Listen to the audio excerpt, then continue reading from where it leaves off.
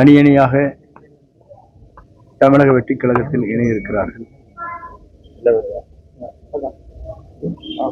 ஆகவே தமிழக வெற்றிக் கழகத்தை பொறுத்தவரையிலும் மக்கள் சக்தியாக எதிர்கால தமிழகத்தை ஆள்வதற்கு, ஒரு புதிய அத்தியாயத்தை உருவாக்குவதற்கு மக்கள் சக்தியோடு வெற்றிக் கழகத்தினுடைய தலைவர் வருகின்ற 18ஆம் தேதி என்று சுற்றுப்பயணத்தை இங்கே மேற்கொள்ள இருக்கிறார்கள். அவர் உரையை பொறுத்தவரையிலும் 18ஆம் தேதி என்று 11 மணியிலிருந்து 12 மணி 1 மணிக்குள் அந்த நிகழ்வு நிறைவேற இருக்கிறது. ஆகவே அந்த நிகழ்வை பொறுத்தவரையிலும் மக்கள் முழுமையாக அவருக்கு ஆதரவளிக்கின்ற வகையில் தமிழகம் முழுவதும் இன்று ஆர்ப்பரித்து கொண்டிருக்கிறார்கள். அந்த நிகழ்வாக பெருந்துறையிலே விஜயமங்கலத்திலே அது நடைபெற இருக்கிறது என்பதை மகிழ்ச்சியோடு தெரிவித்துக் கொள்கிறேன். அந்த பணி எப்படி போயிட்டு இருக்கு? பணி இன்னைக்கு ஸ்டார்ட் பண்ணிட்டு போய் பாருங்க.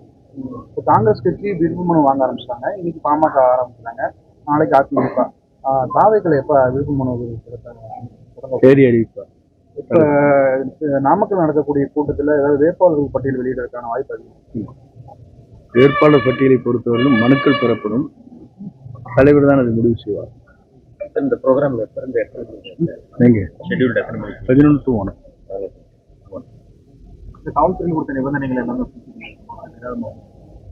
அது அவர்கிட்ட கேளுங்க.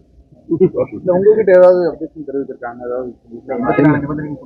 அதெல்லாம் எம்பி போய் மாறிக்கிட்டு போகலாம். இல்லை, அவங்க கேட்ட ஆவணங்கள் அனைத்துமே கொடுத்துட்டோமா? நம்ம உங்களுக்கு நாளைக்கு பார்த்துட்டு சொல்லுங்க. தமிழ்நாட்டில் எங்கேயும் இப்படி நடந்திருக்காங்க. நிகழ்ச்சி நடக்கிற போது நீங்க பார்த்து கொள்ளுங்கள். நாங்கள் செய்திருக்கிற பணிகள் நீங்களே அத்தனை பேரும் பாராட்டுகின்ற அளவுக்கு இருக்கும்.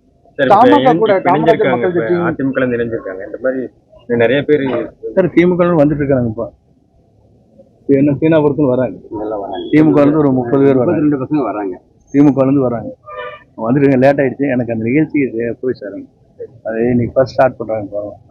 தேசிய ஜனநாயக கூட்டணியில சசிகலா இணைக்கிறதுக்கான பேச்சுவார்த்தை போயிட்டு இருக்குன்னு சொல்றாங்க. எந்த அளவுக்கு இருக்கு தேசிய ஜனநாயக கூட்டணி? அவர்கிட்ட கேட்குறேன். இல்ல, இவங்க எப்படியும் அவங்க போட்டியா தான் இருக்க போறாங்க. உங்களுக்கு கேட்க வேண்டிய கேள்விக்கு நம்மகிட்ட கேட்கக்கூடாது.